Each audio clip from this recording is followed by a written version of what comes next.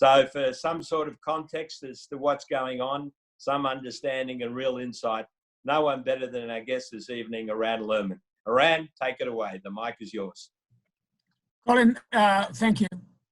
Yes, this is a time of decisions, and unfortunately for the better part of a year and a half, we hardly had a government capable of making decisions. By now, at least, we have a state, I believe, what may still prove to be a stable coalition, despite some internal tensions. And the challenges of dynamic. Eran, sorry, we just lost you a bit there. Could you just go back 30 seconds to that point? Sorry, we just missed the transmission there. Okay. I was saying that the government now in place, finally, is faced with very serious challenges because the region is in flux. There are very dramatic and dynamic developments in more than one front, but also an opportunity, which if properly used and properly taken, could also make a difference for in our future. And this is, of course, the Trump plan, not because it comes from Trump, but because, as I will explain, it breaks the previous template that has hampered all past efforts in the last 15 to 20 years of coming to grips with the question of Israeli-Palestinian relations. But before I get there, three challenges that we face in a rising order of immediacy. First of all, we need to worry about the stability of our neighbors because of the impact of the pandemic, of the COVID-19 not only effects, not only in terms of people sick and dying. Actually, the numbers in our neighboring countries have not been overwhelming. Certainly if you compare even a country like Egypt with Britain, France, or Spain, they have done well, relatively speaking. So have we in Israel. But nevertheless, the economic impact, the midterm, long-term decline in income. I'm just thinking of a country like Egypt, which is vital to our future. And losing income from energy, losing totally the income from tourism, much of the traffic in the Suez Canal, the remittances and assistance coming from Egyptians in the Gulf states and from the governments of Gulf states. All of these give rise to questions of economic and social stability in a country of 100 million on our border. We need to be attentive to this in this respect as well. We cannot take for granted the stability and the capacity of governments to manage the situation the same way as we did until this global crisis hit all of us. So that's one. There's not that much that we can do, but we can have some interesting conversations with friends about the importance of these issues. I'll give you one example. Our American friends tend to think that all Chinese achievements and actions in our region create a zero-sum game, but the Chinese investments in the stability and well-being of Egypt far exceed anything in terms of money that Europe or the Americans can throw at the Egyptian situation at this stage, and it's all for the good from our perspective. They're helping the regime in Cairo move its capital from a teeming city of 30 million to a modern city 40 kilometers away. That's good for us. So I'm just giving you some examples of mid and long-term dynamics that we also need to worry about. Be complacent about stability in our region. We've become quite used and quite happy with more than 40 years of peace. You know, that's a biblical piece of counting. And again, the country was quiet for 40 years. Now we had more than 40 years of peace with Egypt. We need not take this for granted. We need to work for it. Secondly, and by the way, in this case related to the Egyptian question, we have a challenge building up in the Eastern Mediterranean. We are all worried about Iran, but we should also worry about the ambitions and the arrogant conduct of the present president, I'm tempted to say ruler of Turkey today, Recep Tayyip Erdogan, some people call him Sultan Erdogan, has, despite or maybe even because of his domestic difficulties last summer when he lost the mayoral run in, his party lost the mayoral run in Istanbul and in other places, has actually intensified his efforts to dominate the Eastern Mediterranean. The battlefield right now is in Libya. To most Israelis, this is something could be happening on the other side of the moon. But since the Turks have signed with one of the warring parties in Libya an agreement on partitioning the exclusive economic zones, the EEZ, waters of the Mediterranean, in a way that would stop Israel, Egypt, and Cyprus from having direct access to Europe, this is becoming a strategic issue. It could become more and more acute over time, unless some serious measures are taken to disabuse the Turks of some of these notions. So we are looking at another frontier, another set of issues that we need to contend with in terms of Turkish actions in Syria, Turkish actions in Libya, pressure on our Greek and Cypriot allies, and on Egypt. We are standing together in something called the EMGF, the Eastern Mediterranean Gas Forum, which I believe has more significant than just energy questions. And as such, we are now facing, as Colin, as you said, realignments of power, realignments of forces that give us some hope in terms of not standing alone, but also put us on a collision course with an ambitious and aggressive power in Ankara. Above all, and that's a third set of challenges, and the one most immediate, most dangerous, most essential to our survival is the clash with Iran. And in a nutshell, I would say that the Iranians are in very dire straits. They have been suffering blow after blow. First of all, the American sanctions.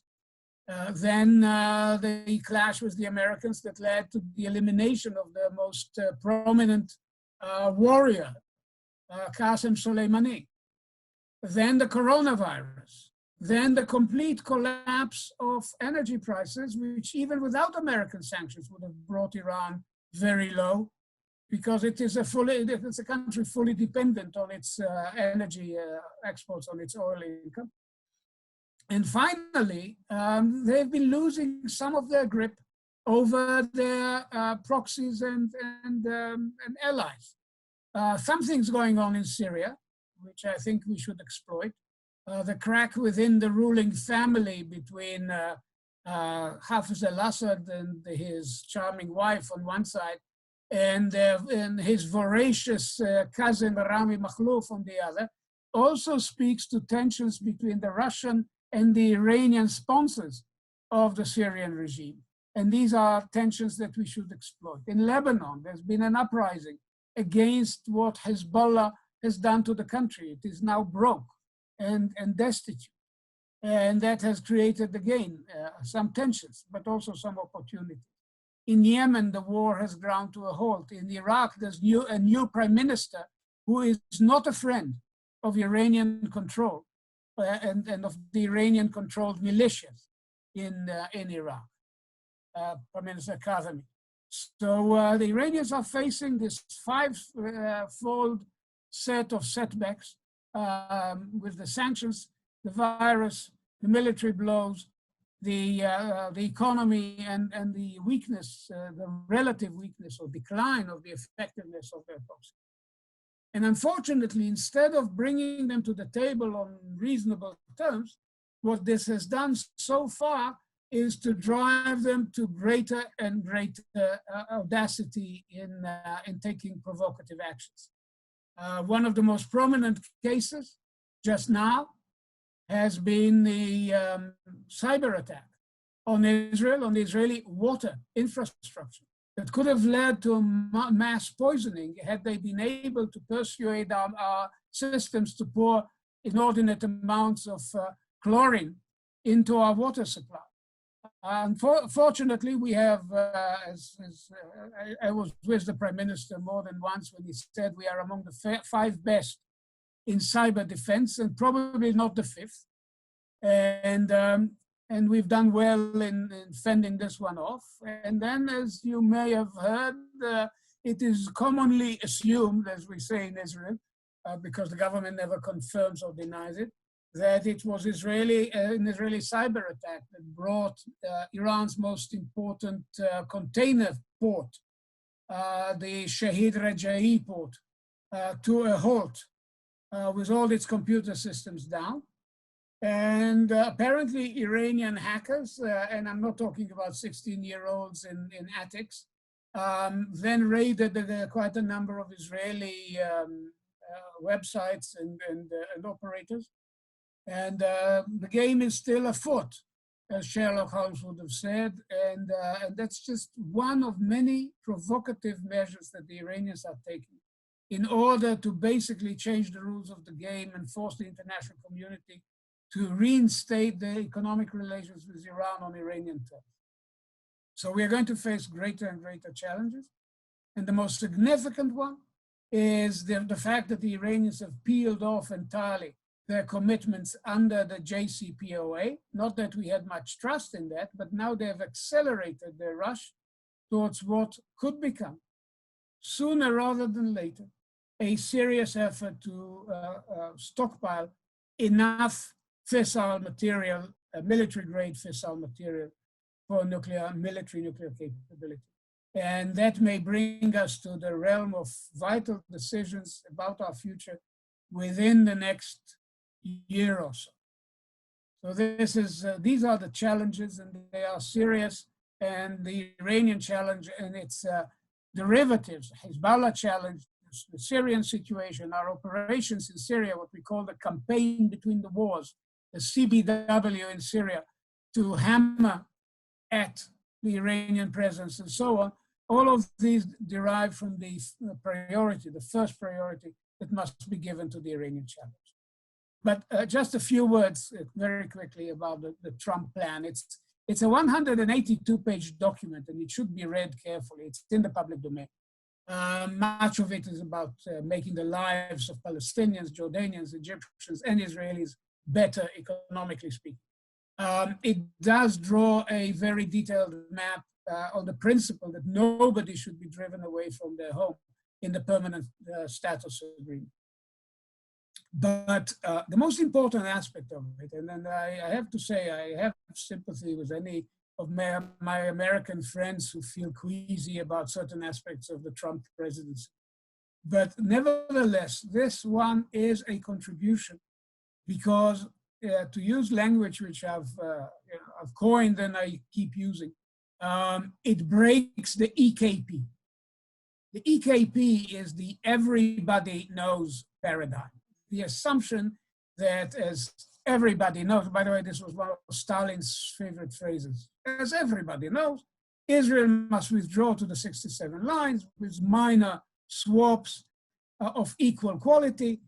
Much of the settlers will need to be uprooted and driven from their homes. Jerusalem should be divided, some symbolic or less than symbolic or more than symbolic answer to the grievances of Palestinian refugees should also be put on the table.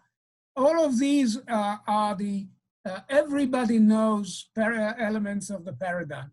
And they are unfortunately enshrined in, to some extent, in the common interpretation of UN Security Council Resolution 2334, which your southeastern neighbors have helped put together back in December 16, much even after the Egyptians pulled it off the table at Trump's request, the transition team request, and then the New Zealanders and the Malaysians volunteered to do Kerry's bidding and put it back on the table.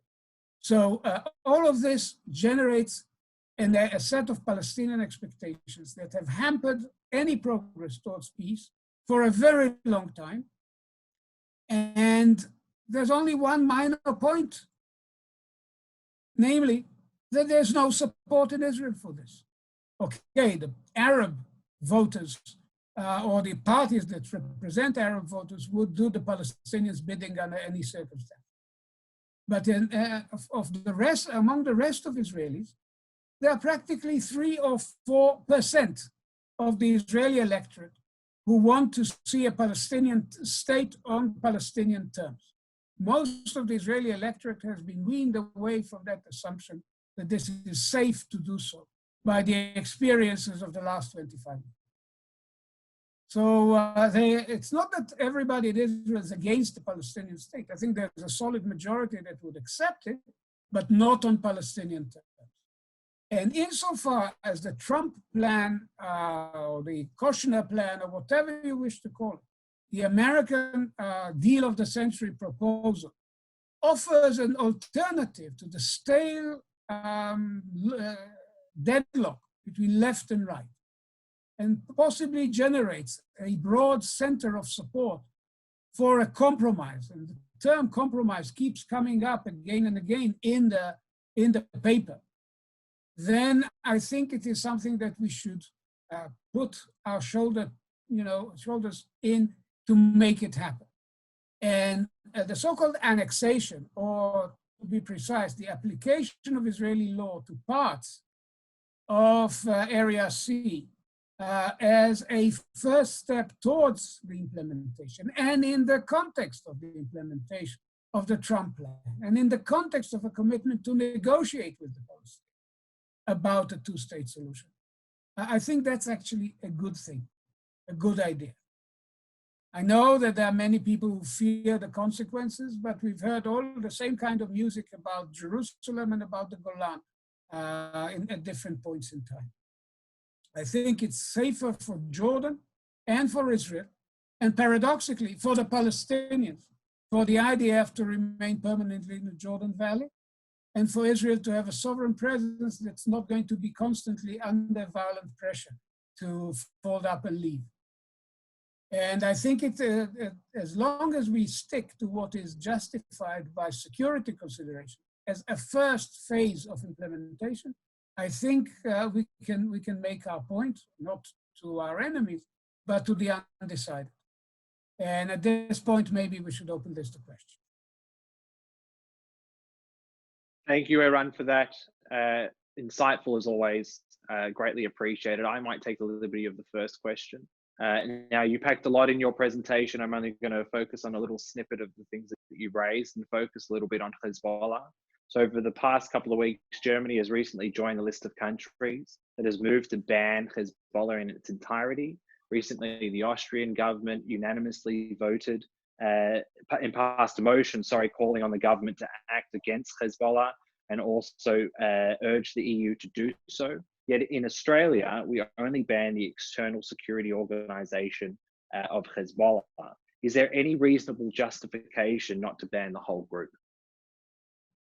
Well, I'm glad that the Germans, and before that the British, have finally come to the conclusion that this funny bird called Hezbollah actually has a wing connected to the head. Because before that, you had a conversation about a military wing, which was terrorist, but there are, of course, other parts of the body which are not, which is, as we all know, an absurdity. This is a terrorist organization that has enslaved the interests of Lebanon to its Iranian masters for years, which has carried out terror attacks worldwide against Israelis and other targets. And the sooner that most countries follow the lead of Britain and Germany and others, and of course the United States in this respect, the better for the future of Lebanon and the Lebanese people.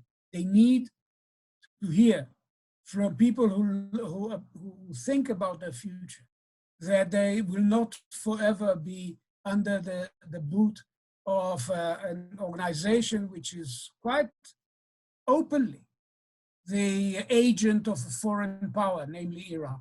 You know, Hassan Nasrallah goes around with two titles. He is the leader of a political party in Lebanon, and he is the representative of the supreme unelected Führer, forgive my language, Rahbar, guide or leader of the Iranian revolution, namely Ali Khamenei.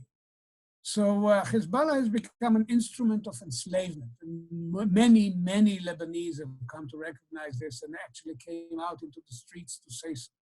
So they need to hear from their friends in what I'm not ashamed to call the free world, that the time has come for Hezbollah to be brought down a couple of pegs. So, thank you for that, Eran. Now, ladies and gentlemen, you will see in the participation list, you'll see a tab at the bottom of your screen that will show the list of participants. Within that screen, you'll see a tab to raise your hand to ask a question. So if you have any trouble, you can also submit a question in the chat. I will be able to see that, and I'll be able to ask the question on your behalf. So I'll hand over to AIJAC's editor of the Australia-Israel Review, Dr. Zvi Fleischer. Good evening, Eran, or morning where you are, wherever it is. I wanted to ask about the recent moves by the Palestinian Authority to protest the plans about extending sovereignty to the West Bank by cutting off ties. How serious is what's going on? Are they really doing it? And how serious is it for Israeli security? And what about the PA? Some people say that the PA is going to collapse or could collapse in Israel's unwilling arms without Israeli cooperation. Is that a danger? What's the situation with that? Well, some of us are tempted to go back to Blazing Saddles, in which this individual is holding a gun to his head and says, one more step, and there's a six-letter word I cannot repeat, gets it. Remember, that they threaten to commit suicide in front of our eyes if we dare do something that they don't like. We all know why the security forces of the Palestinian Authority have been cooperating with the IDF. They have not been swept by an uncontrollable urge to help the Zionist project move forward. It's not from spending the nights reading the writings of Theodor Herzl and getting convinced that this was the right thing. It came from, keep calling it a gravitational motivation. That's to say, it's not very pleasant to be thrown from the 16th floor of buildings the way their colleagues have been by Hamas and Gaza. So the cooperation with Israel is, to put it mildly, a mutual interest, and much more in their interest than it is in ours. So I would draw a line between pronouncement, and there's going to be any number of ugly pronouncements from people across the Arab world. The Jordanians are going to make very ugly noises, and the Egyptians and some of the Gulf states will feel obliged to pay lip service to the Palestinian cause, and the Palestinians themselves will gnash their teeth in a manner which would be audible in Washington, because that's the whole idea. But at the end of the day, will they risk their survival?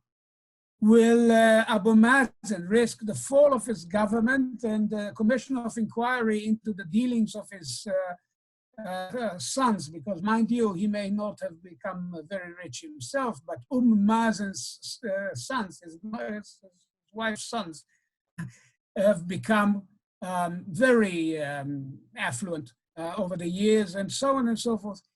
Will they really risk all of this just in order to protest something which is the stepping stone towards Palestinian independence?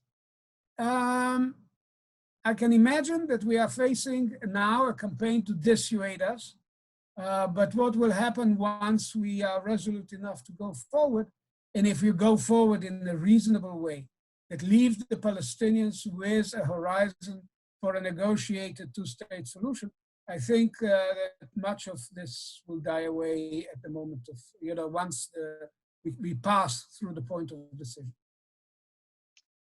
Thank you, Eran. I'll now head over to the west coast of Australia in sunny Perth with member of AIJAC's editorial board, Steve Lieblich. Thanks very much. Thank you, Joel. And pleasure to see you. Still pine back to my days in Perth, I have to tell you. Yes, and it's a pleasure to hear you. It reminds me also of your visit here.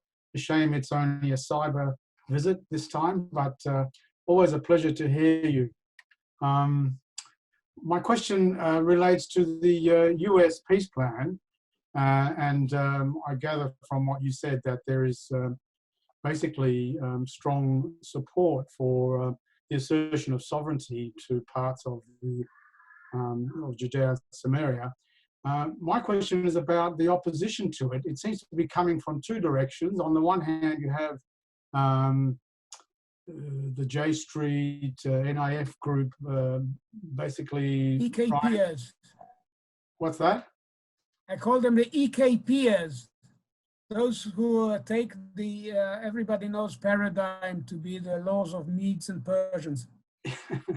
All right, but they seem to be, as usual, crying end of democracy, demographic time bomb, apartheid on the one hand, and then we also have those who are already in Judea and Samaria opposing the assertion of sovereignty because it comes together with a commitment to eventually to a new Palestinian Arab state.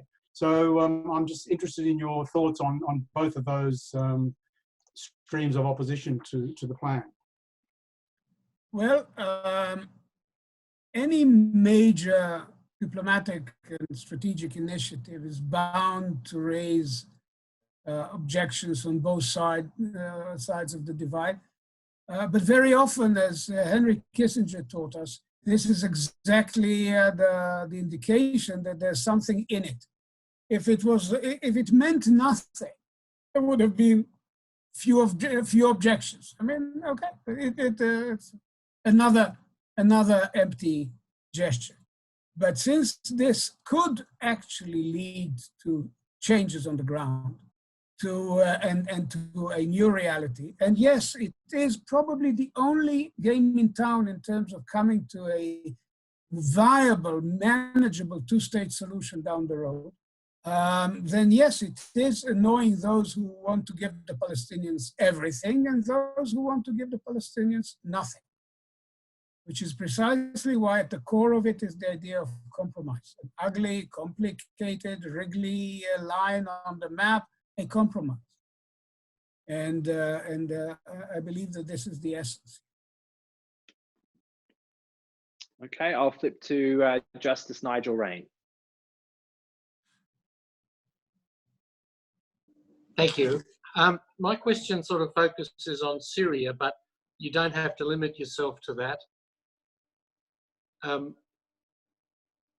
My question focuses on Syria, but you don't have to focus solely on that. To what extent, in your estimation, do the interests of Russia, Iran, and Turkey diverge? And is there hope or some estimation that that divergence will be beneficial in weakening each of them, particularly Iran and Turkey? Well, I want to be very precise. First of all, Russia and Turkey are at loggerheads. Yes, they've negotiated some kind of a standoff in northern Syria around the area of Idlib, where there is a large Sunni population under siege by the Assad regime. And if it is overrun by the Russians and the Syrians, then there will be hundreds of thousands, if not millions more refugees flocking into Turkey. So they are in total enmity, but they've come to some kind of a stalemate, a workable stalemate on that front. At the same time, they're also in direct confrontation now in Libya. The Turks are behind the government of national accord. When you hear a name like a government of national accord, you know there is discord. And the Russians are supporting the Libyan National Army, which is not quite Libyan and not quite national and is barely an army. But and there's been now a deployment of Turkish forces and Turkish-supported militias from Syria on one side, and Russian mercenaries and even Russian aircraft to the battlefront on the other side. So Russia and Turkey are on the opposing sides. On Russian-Iranian relations, the situation is more delicate because they have worked shoulder to shoulder to save Assad's regime, to save Bashar al-Assad from the gallows and break the will of his own people to get rid of him. And they've succeeded. There's nothing we can do about it at this stage, but try and see what we can make of this, what kind of lemonade we can make of this lemon. But Assad has essentially won the civil war. But down the road, the purpose of Russia and the purpose of Iran in Syria are very different. The Russians want a demonstrative achievement of how they can save their clients, how the world should see that while the Americans ditched Mubarak and threw other allies under the bus, Russia stood by a friend, by an ally, by a client really, and delivered. This is like, you know, a good lawyer in a terrible criminal case, making, you know, saving somebody who's obviously a murderer from the gallows by proving that they are effective. But beyond that, they don't want to risk their investment by sending Assad into a clash with Israel, which could easily lead to the destruction of everything that they've invested in his survival. Whereas the Iranians want to use Syria as a stepping stone to the unification of Iranian control, an arc of control from Iraq to Syria to Lebanon, down to Jordan and over into the West Bank, and ultimately in the pursuit of the destruction of Israel. And so we are speaking to Putin day in and day out and saying, look, we accept the fact of your presence in Syria, but bear in mind that what the Iranians want for Syria and what you want for Syria are two very different things. So do us and yourself a favor and make sure that this chinless wonder in Damascus understands that what the Iranians are up to will ruin him and his country even beyond the ruin that they have already suffered. And here and there, I think we are having some effect. It requires two things, interrelated. Diplomatic channel with Moscow, and and I have to say for the present Israeli government that it has been quite effective in sustaining an ongoing dialogue.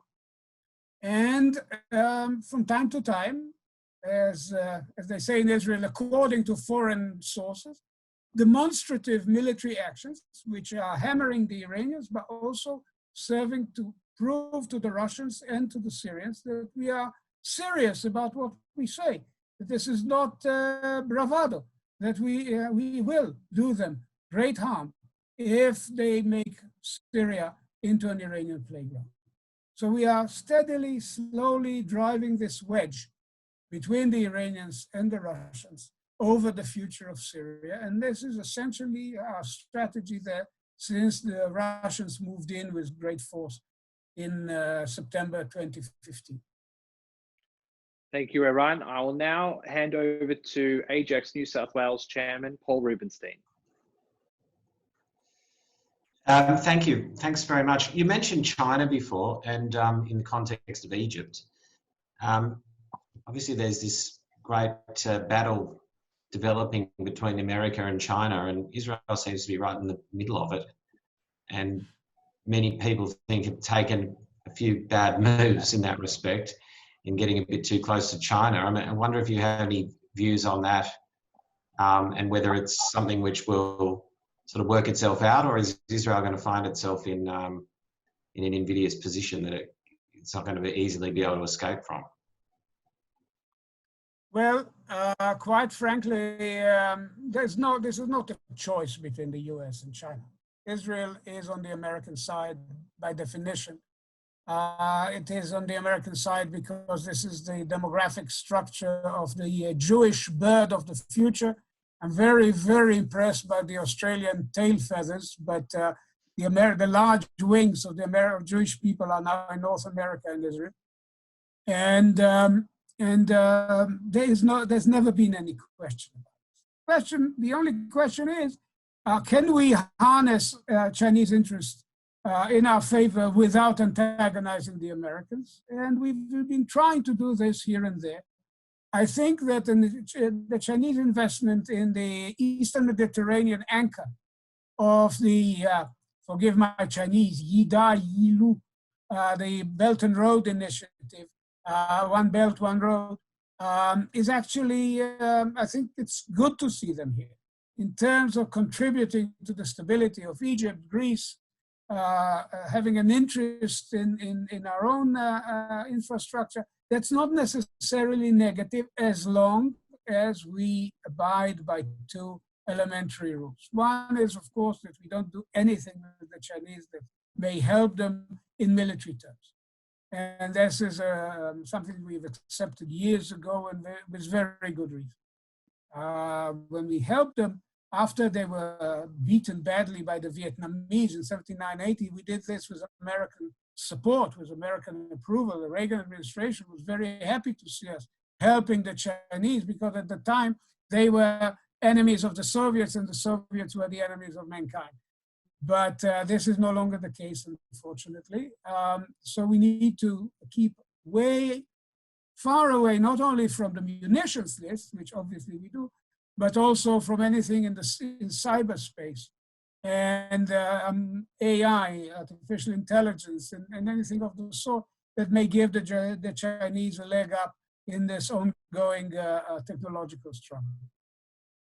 And we also need to make sure that we don't take actions which make us dependent on Chinese goodwill, and therefore give them leverage that we don't want to give. So, for example, when we persuaded the Americans that the Chinese investment in infrastructure in the Haifa port does not violate these two principles, at one point the American administration relented. On the other hand, now we've been asked to desist from giving a Hong Kong-based group a huge project of desalinization in Israel, in Ashdod, and at the end of the day, whenever we are faced with a stark choice, we will always go with the Americans. I'm going to now go to the two questions that we have in our chat. So, Eran, they're very different questions, but I'll ask them both at the same time and afford you the opportunity to answer both of them without coming back to me. So the first is, how concerned should Israel be about the disaffection of much of America's youth? And the second question is, what is the timeline to annexation in your opinion? I'll start with the second. The Prime Minister wants to start taking specific action in July. There's a lot of planning that has to go into it and quite a bit of discussion with the Americans. Our recommendation at JISS, and I believe that this paper we wrote was read by people at very high places, at least one or two of them phoned us to say so. Our recommendation is to do it in a very careful and phased way and concentrate at first on Jordan Valley and areas in the immediate environment of Jerusalem, which are vital to our security and our survival. And that could take place in the summer months, in July, August. It would require legislation, it would require preparatory measures, it would require all sorts of diplomatic, military, and strategic preparations to take the edge off some of the possible reactions. But this is the time frame. The beginning, the first steps may take place within the next couple of months.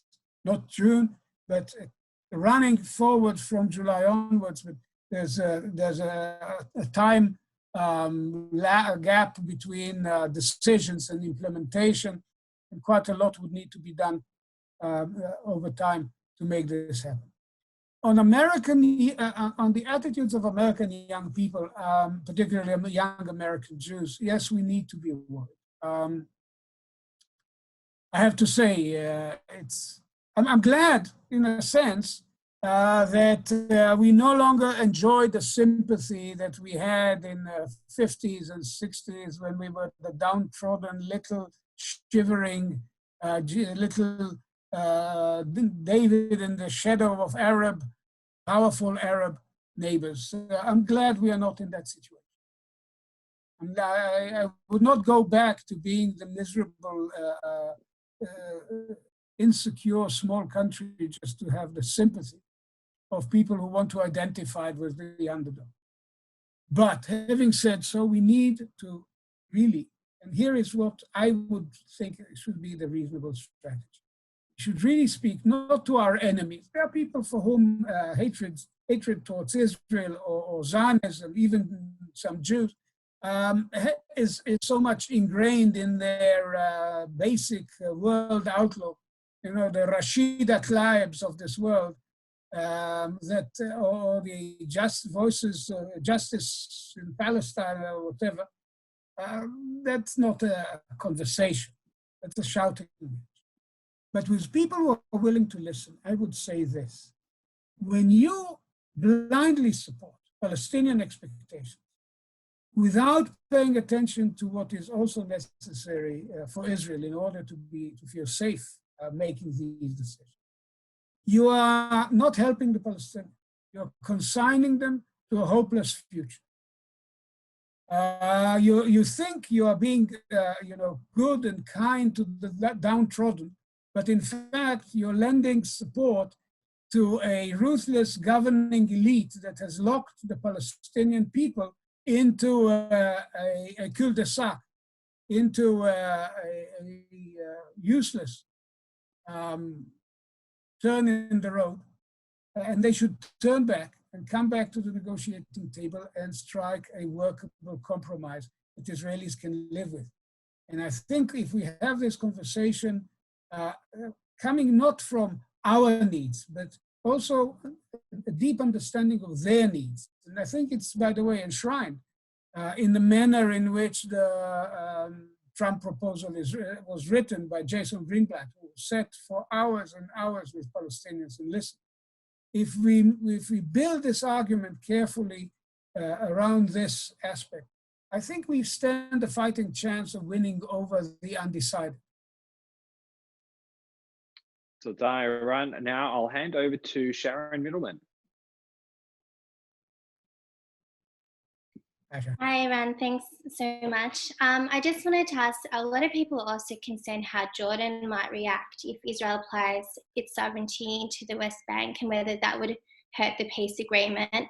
How do you think Jordan might react if Israel moves ahead with plans? We need to be very clear. If we apply our sovereignty to the West Bank, destroy any prospect of a Palestinian future, and start looking towards squeezing the Palestinians out, then the Jordanians will be outraged and feel endangered with a good reason. Because they see a squeeze of the Palestinians out of the West Bank over into Jordan as an existential threat. But that's not what we are talking about. We're talking about a situation where the Palestinians will have a prospect for having their state in the West Bank. But between that state and the Jordanian, the Hashemite kingdom of Jordan, there will be an Israeli presence in the Jordan Valley. And here we have to look at two very different things. The noises that the Jordanians will make will be outraged and angry, and they will call back their ambassador for consultations, and they will gnash their teeth in a way that the world would hear, and the Arab world would see that Jordan is not an Israeli patsy. Yeah, there's no question. They'll have to do it. They've always done things like that. It's a small country surrounded, as the late King Hussein used to bitterly joke, we are not surrounded by enemies. We are surrounded by friends, Arab friends who all wish us ill. So they need to take such measures. But what do they really think? I believe, and I think there's some evidence for what I say, that the Jordanians really do not want to have a Palestinian state as their neighbor in the Jordan Valley. First, because it will be directly and actively a destabilizing agent towards Jordan. Moreover, the temptation in that case to turn Jordan into a base of operations for terrorists, like it was before the late King Hussein cleaned the place up in 1970. The temptation would be very intense for both the Iranians and Daesh and their likes to turn Jordan, to destabilize Jordan, turn it into an operational base, and then use the Jordan Valley to connect with the Palestinians. So an Israeli permanent presence is a way to secure the future of the stability of Jordan, to secure the stability of the Hashemite regime, which is entitled to our respect for their ability over these 100 years of governance to keep a very fragile place together. So we should draw a clear line between the noises they make and the realities of what they need. I'll now hand over to Ovid Lobel. Hi, Eran. Thanks for doing this. You spoke earlier about Turkey's moves in Libya and the Mediterranean being a strategic challenge to Israel and the gas conglomerate. Now, recently, Turkey and the UN-recognized Government of National Accord thrashed the LNA and Russia and the UAE. And I was wondering what effect you think that might have on this issue for Israel, and whether Israel might respond in any way or get involved behind the scenes. Well, we just wrote a piece about this for JISS. I did, actually. I'm worried about the consequences of the fall of Al-Watiya Air Base to the GNA forces on the 18th of May. This was a victory for Erdogan and his policy. It was a humiliation for the Russians and the UAE. And it was definitely a major setback for Haftar's forces. You know, Haftar, what can I say? Is neither a model of moral probity, and also is not exactly a reincarnation of Scipio Africanus as a military genius. But he is, on the other hand, the stalking horse of our Egyptian friends and allies in the Libyan war. And it is not in our interest to see the LNA destroyed and the GNA under Turkish dominance consolidate control over Eastern Libya. So if he's pushed back away from Tripoli, if the siege of Tripoli is lifted, if the GNA can hold on to Tripoli and Erdogan can claim a moral victory, that's one thing. But the cost for accepting this reality should be pressure by all relevant players, the Americans, the Europeans, who have already spoken actually in a non-European, non-atypical firm reaction. Russia, certainly, even China, because of the Eastern Mediterranean interest in the BRI. All should speak very clearly to Erdogan about abandoning this map of his in the Eastern Mediterranean. And some kind of a modus vivendi can be perhaps struck in which Eastern Libya under Haftar or the House of Representatives or whatever, Egyptian supported governance, maintains what it has. The GNA can survive, but the Turkish bid to dominate the Eastern Mediterranean must be reversed. This is not only an Israeli interest, it's an Israeli, Egyptian, Greek, Cypriot, Italian, European, French, and ultimately American and Russian interest. And I think Turkey can be effectively isolated on that one specific question. Thank you, Eran. I'll now hand over to Judy Maynard.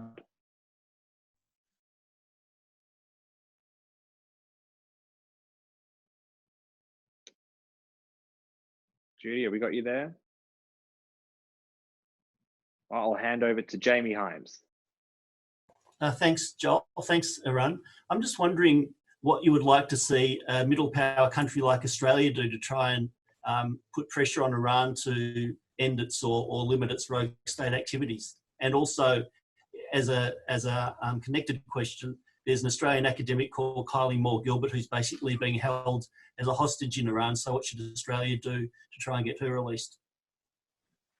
Well, on the second question, there are no easy answers. The Iranians play rough on hostage situations. We've seen this way back in the Reagan era. And hostage situations, of course, are played by very different rules. Sometimes you do and Israel has done very unpleasant and morally repugnant things to get decent human beings back, like we did with the Shalit deal and so on and so forth. So I'm not going to advise you on what kind of bribery or whatever else, or perhaps the arrest of a prominent Iranian and etc. May need to be done, whatever, to create leverage on the Iranians on questions like this. I know that this is extremely delicate and the family concerns are involved. We've been through this. I wouldn't dare to give you a specific advice. On the larger question, I think Australia should stick to the straight and narrow. The sanctions should be applied.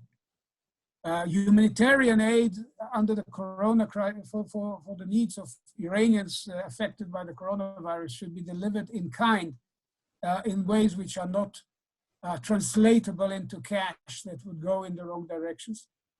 And the international community has spoken. Now it's not only the Americans, even the 3 European custodians of the JCPOA have confirmed that Iran is in breach of its commitments.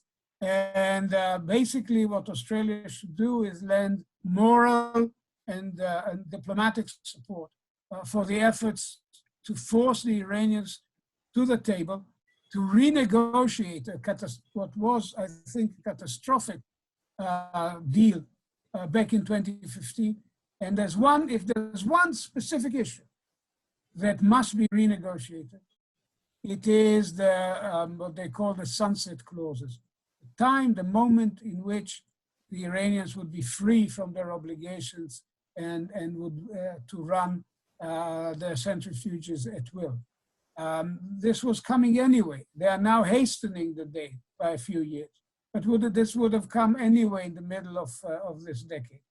So the pressure should be consistent, clear, and unified from all like-minded nations, that Iran can regain its place in world affairs only if it consents to renegotiate this highly problematic aspect of the deal and basically signal that it is truly given up, it has truly given up on its military nuclear ambitions. So we have the final question to AIJAC's Director of International and Community Affairs, Jeremy Jones. Thank you, Eran. I have two sorts of questions which I'm sure you can relate together, put together in your answer. Two quite different questions in a sense. One relates to the conflict between Iran and Israel. One aspect that was flagged at the tonight's ABC Radio's flagship current affairs program, PM, was the cyber war. Israel's retaliation with the ports. But the question is of the ramping up. Is there a prospect, a real prospect of more war development action, even a hot war developing in the near future between Iran and Israel? The second question relates to the situation with the United States, with the presidential election, and what would change, or what would Israel be thinking should it be a change of presidency to Joe Biden in the election? Well, there is a connection here because we may find ourselves in a situation where we must act alone to prevent Iran from becoming a military nuclear power. This is always a choice we've tried to avoid. We nearly made that choice in 2012 in the context of an American election campaign. And at the end, under very heavy pressure from the Obama administration and some manipulations of the internal Israeli debate on that question, we chose not to do it and to let the Americans negotiate. And the results have been very disappointing from an Israeli point. So we may need to take action. And so the cyber blows and counter blows may be just the very, very early signal, the very early prequel for what could become a major confrontation. We've been preparing for this possibility. We've been training for this possibility. We are aware that the consequences would be very severe in terms of Hezbollah firing at our cities and our population centers. But we have to take into account that something like this might happen. And the likelihood that it would happen would actually grow if we have an American administration that is willing to relent in its efforts to put pressure on Iran. And I have to tell you, I can see why many of our friends feel very strongly and passionately about Trump being a terrible choice for America. And while Biden may not be the knight on the white horse, but I can see what they may be thinking. But I will repeat to you what I said to friends of mine in America some time ago. And I'm not going to, this is not going to be pleasant. I said, if you can persuade me that the Obama policy and what may be the Biden policy towards Iran was justified, actually achieved the purpose of denying Iran the capacity to break towards military nuclear capability, then I'm open to suasion. Then we are talking about a serious policy debate from the same premise. But if all you can say to me is, we need to be respectful of an American president whom we like, regardless of the consequences for Jewish survival, then you've learned nothing from what the Roosevelt administration did when it let the Jews of Europe die, despite getting 96% of the Jewish vote in 32 and 36. So if there's a lesson to be learned from that period, it is that. Of course, we are nothing like the realities of that terrible time, because we are a sovereign power with a very serious capacity to do harm to the Iranians if they seek to do harm to us, and ultimately with the capacity to act on our own if we have no choice. And we may need for this option to hang over the thinking of American and European decision makers down the road, because we need them to understand what I remember making the Chinese understand exactly 10 years ago when we went there. We made them understand that the choice is not between things as they are muddling through and actions, serious sanctions, serious pressure, maximum pressure on Iran. The choice is between maximum pressure on Iran and war with all its consequences. If we can make that message stick in the minds of decision makers, then it may not make that much of a difference if it's Biden or Trump in the White House, as long as they understand that if America doesn't act, Israel would. Thank you, Eran. Ladies and gentlemen, that's all we have time for tonight.